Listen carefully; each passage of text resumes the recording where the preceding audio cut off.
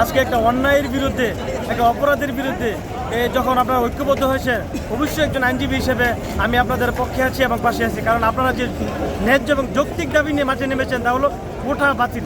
এই কোটা বাংলাদেশের জন্য একটি বিস্ফোরা, কোটা বাংলাদেশের জন্য একটি অভিশাপ। কোটা বাংলাদেশকে ধ্বংস করে দিচ্ছে এবং বাংলাদেশকে মেধাশূন্য করছে।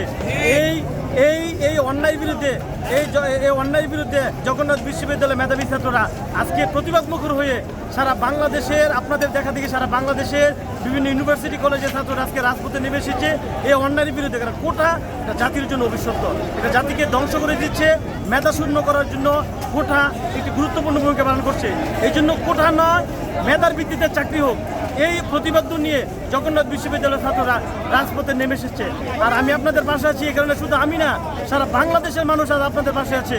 কারণ আপনাদের দাবি অত্যন্ত ন্যায্য এবং যৌক্তিক। আর অবাক হয়ে যাবেন যে স্কুল, কলেজ, ভার্সিটি, গ্রাম অঞ্চলের বিভিন্ন যে হাই স্কুলের ছেলেমেয়েরা পর্যন্ত আপনাদের সংহতি প্রকাশ করার জন্য আজকে রাজপথে নেমে এসেছে। এর একটাই কথা, যে বাংলাদেশ মুক্তিযোদ্ধাদের, প্রকৃত মুক্তিযোদ্ধাদের, ভুয়া মুক্তিযোদ্ধা না।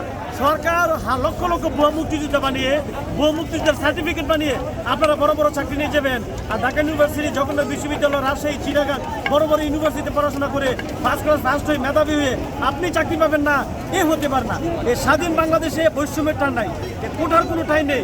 এই কোটার পর্যালোচনা করে বাংলাদেশে 90, 52, 62 আজকে 24 সালে জগন্নাথ বিশ্ববিদ্যালয় ছাত্ররা এক ইতিহাস তৈরি করে দিয়ে ইনশাল্লাহ আপনারা বাংলাদেশের পক্ষে স্মরণীয় হয়ে থাকবেন। আচ্ছা, সরকার বলতেছে যে সংবিধানে কোটার কথা উল্লেখ করা আছে এবং আমাদের দাবিটা হচ্ছে অযৌক্তিক। এ বিষয়ে আপনার মতামত কি? দেখুন, সংবিধানে স্পষ্ট লেখা আছে সকল মানুষের সমান অধিকার। তাহলে সকল মানুষের সমান অধিকার হলে সরকার তো নিজেই বৈষম্য সৃষ্টি করেছে।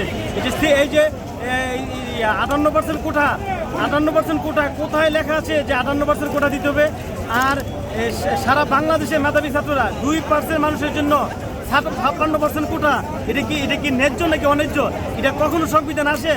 সরকার সংবিধানকে নিজেই সংবিধান ভঙ্গ করে সরকারের মন করার মতোই সরকার সিদ্ধান্ত নেয়, শুধুমাত্র সরকার ক্ষমতা থাকার জন্য।